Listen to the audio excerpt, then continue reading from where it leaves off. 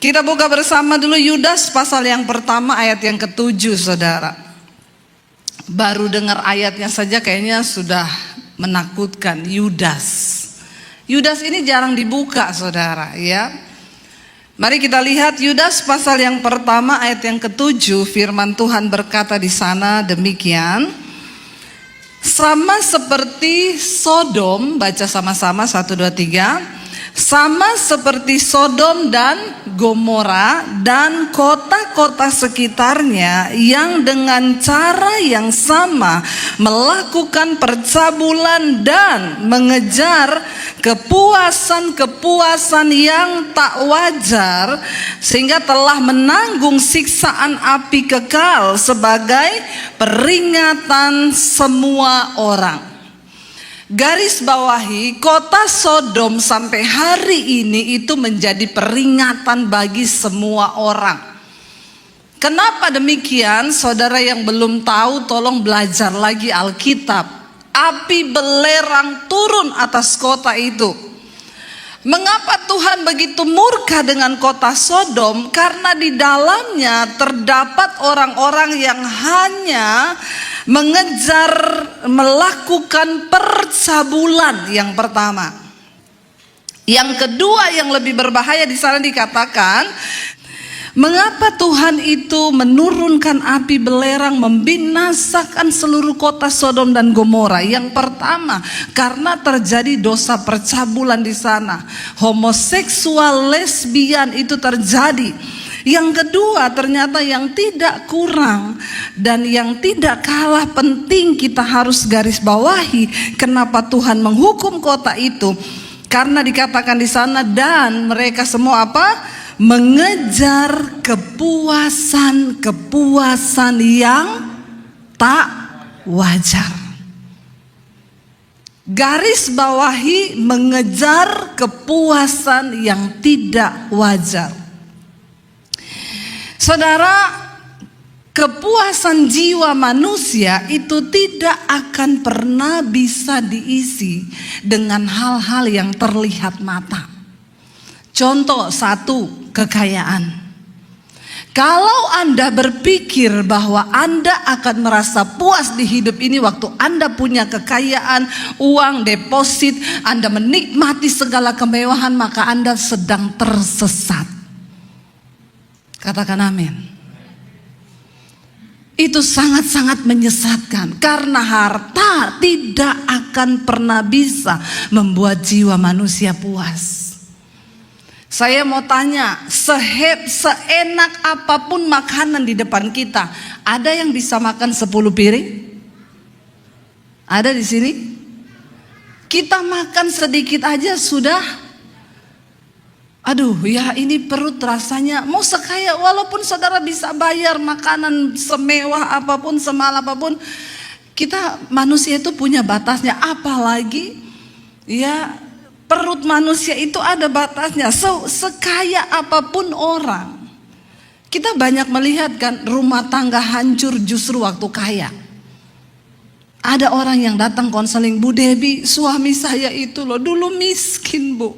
Sama saya sama-sama berjuang dari nol. Setelah kaya, Bu, selingkuh. Ya, kenapa seperti ini? Waktu dia masih belum punya apa-apa, dia berpikir kalau dia kaya, dia akan bahagia. Ternyata ketika dia kaya, ada satu titik kejenuhan bagi manusia. Waktu engkau kaya, engkau akan merasa begini, oh jadi orang kaya itu cuma begini. Saya banyak ketemu orang-orang kaya yang kesepian. Mereka punya banyak harta, tapi jiwanya tuh kosong. Ada ibu-ibu yang berburu tas mahal, terus tiap hari harus beli tas. Kalau nggak beli rasanya alergi kulitnya. Ya, kalau sudah pakai tas mahal jalannya itu beda. Di Indonesia, di sini nggak ada. Nggak ada yang angkat tangan maksudnya. Ya, dia pikir kalau dia beli tas mahal yang ratusan juta gitu ya, terus dipakai begini di Jakarta ini saudara, masuk gereja itu jalannya beda, tangannya begini. Masuk pintu, orangnya belum kelihatan, tasnya duluan. Kalau engkau berpikir bahwa barang yang bermerek dengan harga yang mahal bisa mengangkat harga dirimu, engkau sakit jiwa. Ya Pak ya? Saya mau di blacklist juga gak apa-apa Pak. Biar kita buka semua topeng-topeng kemunafikan orang Kristen di gereja. Maaf saudara, bukan barang mahal yang bikin harga dirimu naik. Saya mau pakai barang apa aja saya tetap pede. Kenapa? Yesus yang menjadi jati diri saya. Gak ada orang bisa bikin malu saya sekarang. Karena harga diriku tergantung pada Kristus, bukan pada barang yang saya pakai. Kasihan teman saya udah pakai asli dipikir palsu. Kepahitan loh. Dia pakai sepatu mahal yang puluhan juta. Dia bilang sama saya, Bu, itu cowok itu orang kaya, kenapa sepatunya sama kayak saya? Saya bilang, enggak, dia kos-kosan naik motor, nggak punya mobil. Masa dia bisa beli sepatu sama saya? Saya bilang itu palsu, belinya di Jakarta Taman Puring, 700.000. Makanya saya lihat-lihat dia punya garis merah lebih panjang dia daripada saya. Saya bilang itu malah lebih mahal loh Pak garis merahnya. Karena dia pakai asli, ada orang pakai yang sama, dia sibuk memperhitungkan itu asli apa palsu ya, sakit jiwa nggak? Mau dia pakai asli mau palsu biarin aja. Itu loh yang jadi salah. Saya tahu ibu-ibu yang pakai merek itu tiap saya datang langsung lirik tas saya. Mereknya apa ya? Makanya saya lebih suka pakai yang tidak ada merek biar penasaran dia tasnya Bu Debbie ini berapa harganya ya. Wah dia nggak tahu di 1 M, ember.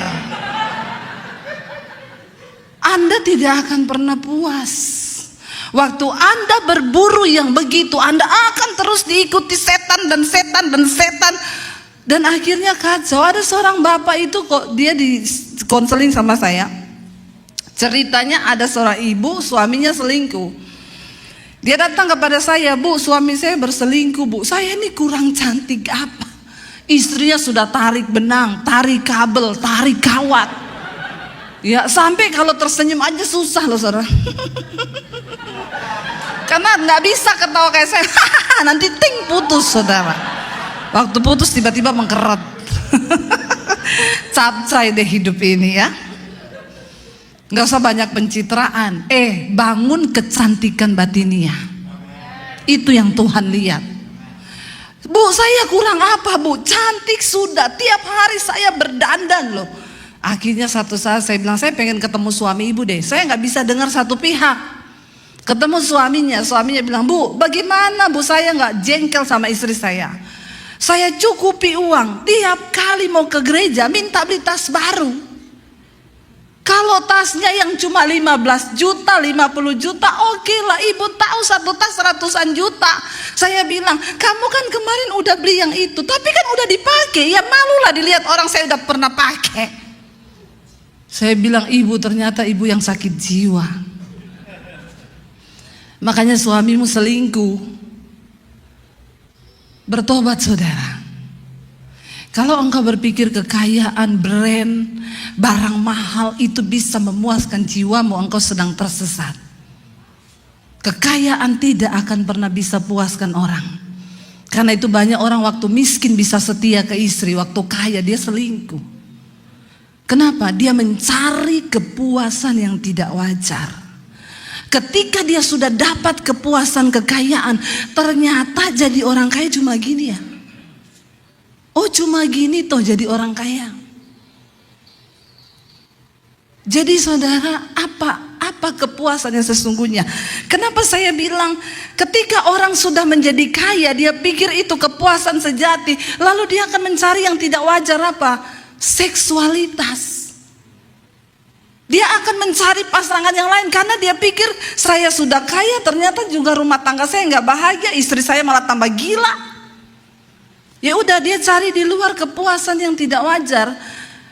Dan ketika dia mencoba dengan banyak perempuan, apakah dia akan merasa puas? Nggak, akan semakin stres. kehilangan damai sejahtera. Saya berulang kali ngomong, orang yang paling berbahagia di dunia ini bukan orang kaya, tapi orang yang hidup dalam kekudusan. Kenapa? Hidup kita damai, tenang, ada damai sejahtera, ada kebenaran. Saudara, saya baca sebuah artikel, ada seorang pria di Jepang, dia menikah berkali-kali dengan wanita yang berbeda. Dia berkata apa? Saya tidak pernah puas dengan wanita manapun, dan akhirnya dia menetapkan pilihan, dia menikah dengan robot. Nikah sama robot. Di sini sudah ada robot. Di Jepang ada, dan mereka memang menikah. Itu robot dibawa, diberkati. Sakit jiwa enggak? Ditanyain sama media, kenapa Bapak memilih nikah sama robot? Saya sudah menikah sama banyak perempuan, jiwaku enggak puas. Saya nikah sama robot, robot itu nurut. Saya bilang, kalau dia enggak korslet, kalau korslet kesetrum mati kau. Iya enggak saudara, lagi tidur korslet robotnya, mati kesetrum. Orang sakit jiwa.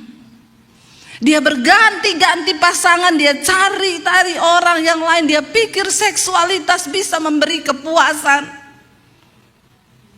Engkau tidak akan menemukan kepuasan itu. Lalu ada orang yang berpikir ketika dia mendapatkan jabatan, dia akan puas. Lalu dia berburu dengan berbagai cara, dia menyingkirkan orang kanan kiri, dia tendang orang, dia injak orang supaya dia memperoleh jabatan. Saya mau tanya, waktu dia dapat jabatan dia puas? Enggak. Kenapa Hitler membunuh banyak sekali orang waktu dia mendapatkan kekuasaan? Karena jiwanya itu sakit. Dia berpikir kekuasaan akan memberikan dia kepuasan, ternyata enggak. Lalu saudara, apa lagi yang kita bisa bikin memuaskan jiwa kita? Materi enggak, ya seks enggak. Bahkan Steve Jobs itu orang kaya saudara. Tapi sampai dia mati, dia kena kanker hati, dia bilang ada 2 orang yang tidak akan pernah saya ampuni sampai saya mati. Ayah saya yang sudah membuang saya dari kecil, dan Bill Gates yang sudah mencuri program Android saya. Dia mati kanker hati. Tidak memberi kepuasan jiwa. Pencapaian, popularitas bisa bikin orang puas? Enggak. Makanya saya tidak pernah bangga ketika orang mengenal saya banyak. Bagi saya, tadi malam saya ketemu seorang ibu, dia bilang, Bu Debbie, maaf saya mau protes doa ibu. Setiap kali ibu berkhotbah, ibu selalu bilang, Tuhan urapi hambamu yang tidak ada apa-apanya ini Bapak. Maaf Bu, ibu itu bukan orang yang tidak ada apa-apanya loh. Ibu itu orang yang diurapi Tuhan. Jadi doa ibu mungkin bisa dirubah. Saya bilang maaf enggak. Itu untuk mengingatkan diri saya bahwa saya ini diangkat Tuhan dari yang tidak ada apa-apanya. Saya hanya sampah.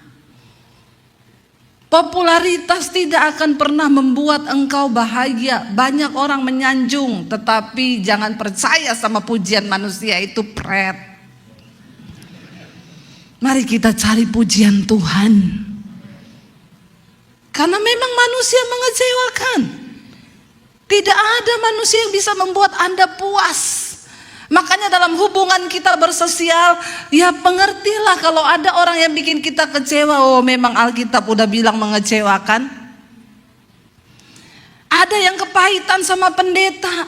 Pendeta itu juga manusia, punya rasa, punya hati. Jangan samakan dengan pisau belati. Saya juga manusia.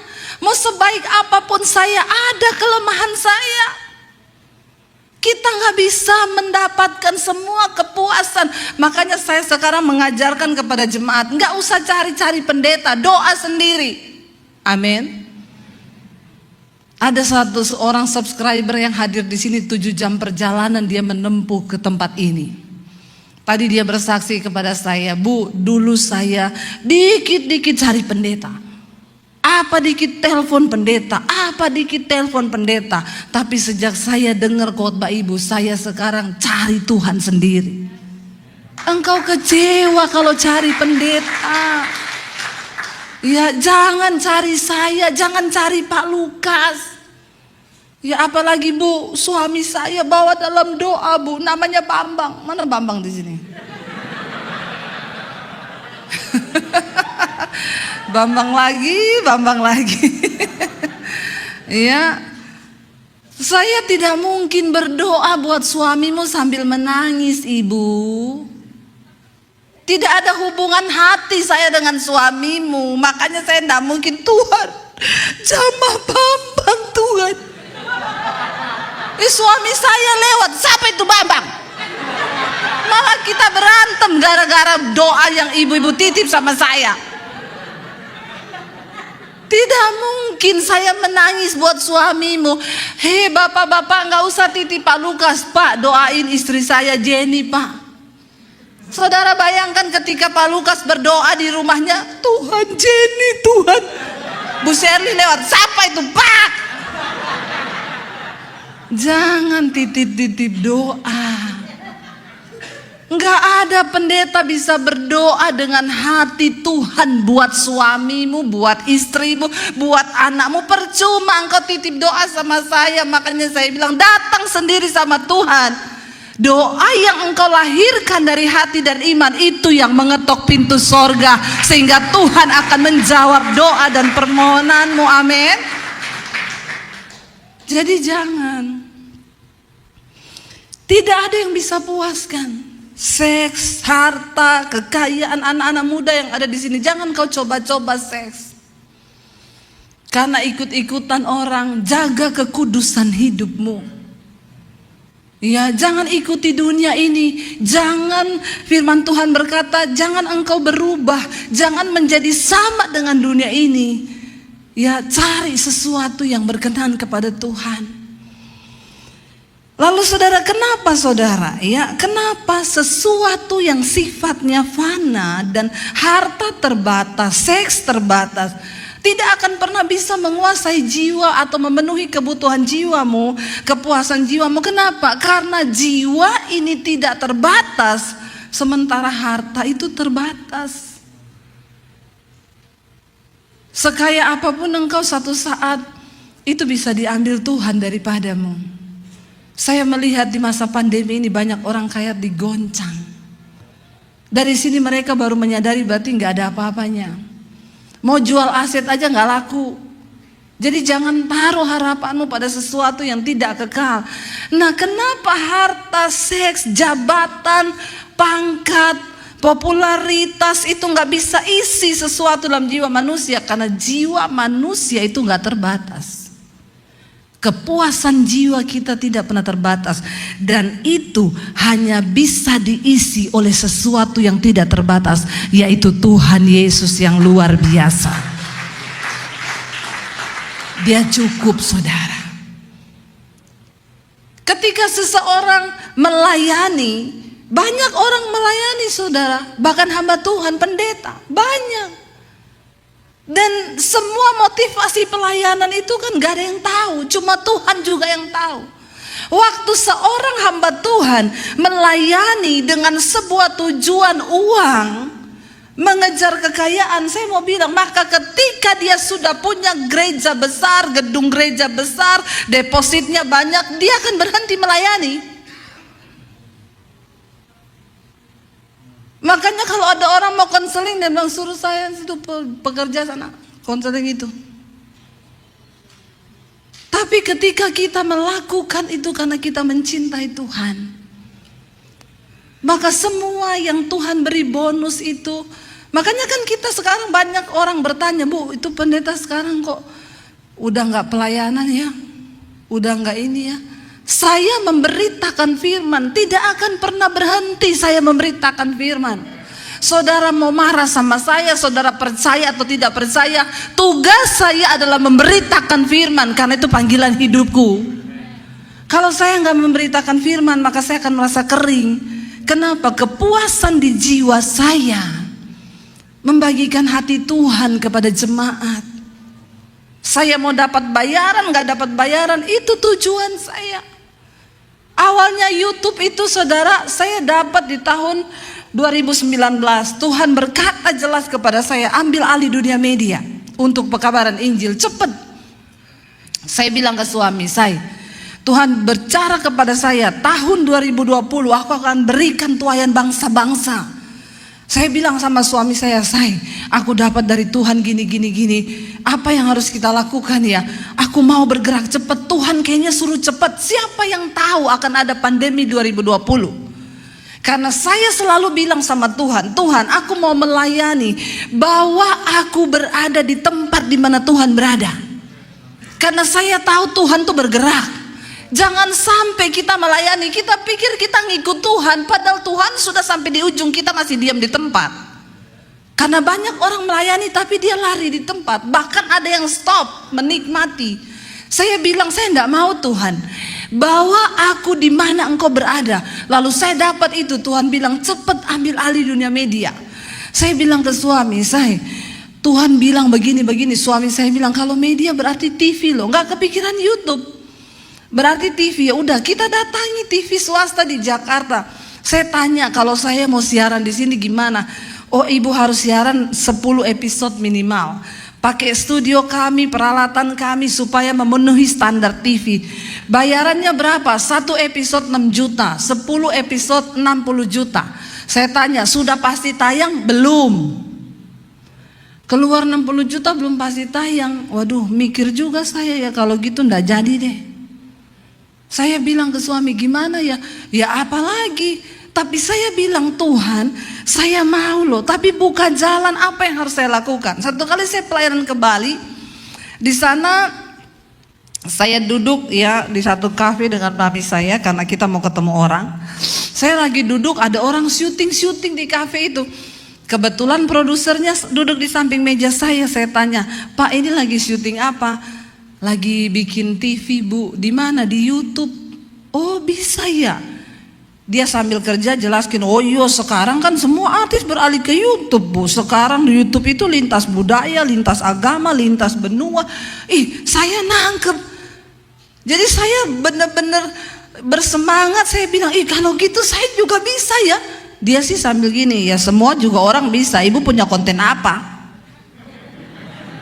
Saya bilang biasa aja, keles. Gak usah ngajak berantem gitu mukanya. Karena dia lagi buka-buka YouTube, saya bilang, coba Pak buka di nama saya, ketik di YouTube. Karena kan ada gereja yang udah mulai angkat-angkat khotbah saya.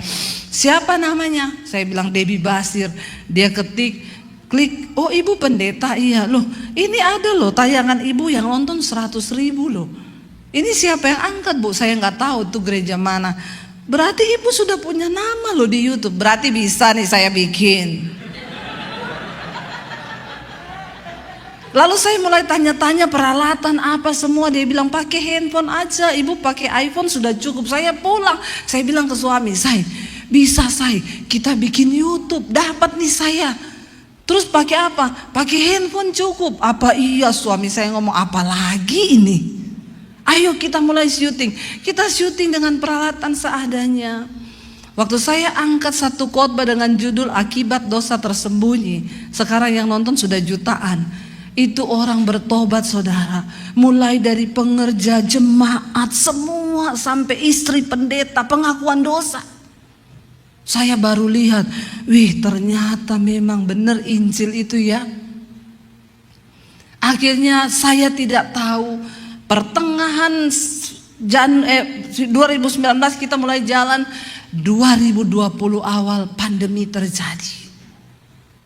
Waktu saya bikin channel YouTube dulu, saya angkat di Facebook, tolong like dan subscribe. Beberapa gembala ngomong, pendeta zaman now carinya subscriber bukan jemaat, bukan cari jiwa tapi cari subscriber. Saya bilang subscriber itu juga jiwa, bukan kucing, itu juga orang. Rempong nggak?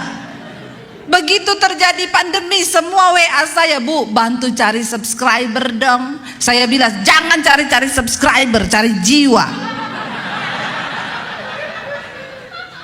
Kita mesti mengalir dengan Tuhan. Ketika pandemi terjadi, Saya waktu itu, Tuhan itu tuntun saudara. Ada tempat kecil di atas rumah saya, cuma besarnya 3x3 begitu. Saya suruh tukang, cepet kita buat studio di situ. Itu belum tanda-tanda pandemi. Tukang saya kerja, begitu selesai lockdown. Jadi kita sudah punya studio. Saya waktu mesbah doa pertama kali, ibu di sini ikut dari awal masih pakai handphone. Itu kenapa saya dapat mesbah doa, itu bukan konten yang kita cari. Tiba-tiba dari HP saya itu bunyi, ting, selamat Debbie Basir TV, Anda bisa live streaming dari HP. Saya pencet itu gambar kamera. Tiba-tiba udah live streaming di YouTube. Suami saya gini dari jauh, live streaming itu matiin. Saya lihat orang sudah masuk, Shalom Bu Debbie, itu kan waktu tayangan mayat-mayat di TV ya. Pas COVID, Shalom Bu Debbie Bu, kita doa ya Bu, kita doa ya, kita takut apa yang terjadi Bu.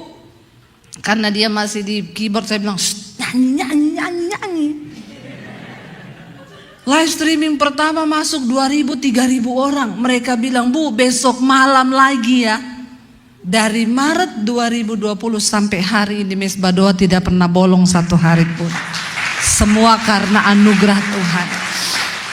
Ya saudara, ya saya mengucap syukur itu kalau kita ikut Tuhan tuh itu luar biasa.